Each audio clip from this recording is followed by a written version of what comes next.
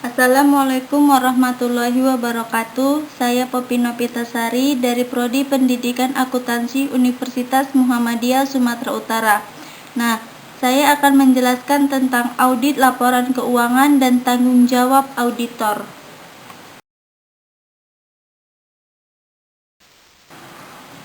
Audit laporan keuangan dan tanggung jawab auditor. Dasar audit laporan keuangan. Yang pertama itu ada hubungan auditor independen, kedua standar auditing, tiga jaminan yang diberikan suatu audit, empat laporan auditor, dan yang kelima tren yang mempengaruhi tanggung jawab auditor. Selanjutnya ada postulat auditing. Postulat auditing terbagi menjadi beberapa, yaitu yang pertama laporan keuangan dan data keuangan dapat diverifikasi. 2. Tidak ada konflik kepentingan antara auditor dengan manajemen perusahaan yang audit. 3. Laporan keuangan dan data keuangan yang diserahkan untuk audit bebas dari kolusi dan ketidakberesan. 4. Adanya pengendalian internal yang memadai. 5. Penerapan PABU secara konsisten. Dan yang keenam, apa yang benar di masa lalu juga benar di masa depan. Mengapa auditing laporan keuangan diperlukan? Audit laporan keuangan memiliki peran yang tidak dapat dihindari dalam pasar bebas, seperti di bidang bisnis, pemerintahan, dan perekonomian.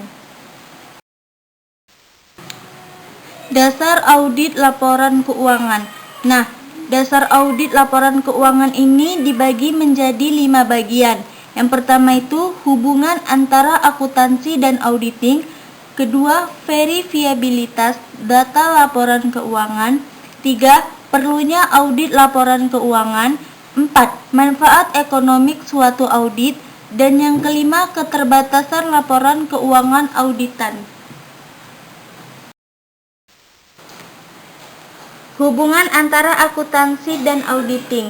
Nah, hubungan antara akuntansi dan auditing ini dibagi menjadi beberapa. Yang pertama itu ada analisis transaksi dan peristiwa. Kedua, ukur dan catat data transaksi. 3. Klasifikasi dan keiktisar data. 4. Evaluasi kelayakan. 5. Susun LK dan LA Pesero. 6. Memahami industri dan bisnis klien. 7.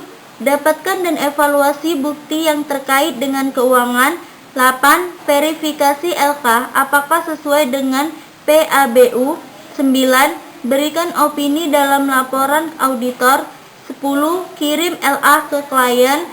Dan yang ke-11, kirim rekomendasi ke komisaris. Selanjutnya ada manfaat ekonomi suatu audit.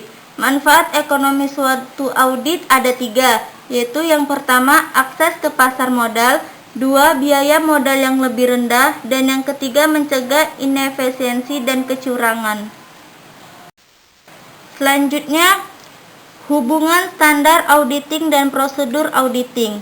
Prosedur auditing adalah metode yang dipakai dan tindakan yang dilaksanakan oleh auditor selama audit, seperti hitung, periksa rekonsiliasi, amati penghitungan fisik sediaan, dan lain-lain.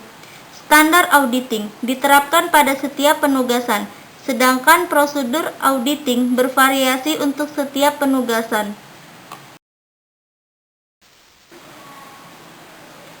Nah, yang terakhir itu ada konsep jaminan yang layak.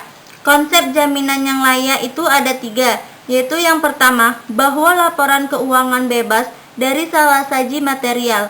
Konsep jaminan yang layak tidak menjamin keakuratan laporan keuangan. Kedua, konsep ini secara tersirat bahwa audit menyangkuti tes atau pengkajian.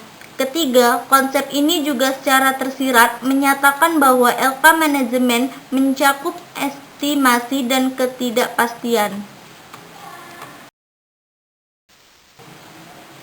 Sekian dari presentasi saya sudahi dengan wabillahi taufiq wal hidayah. Wassalamualaikum warahmatullahi wabarakatuh.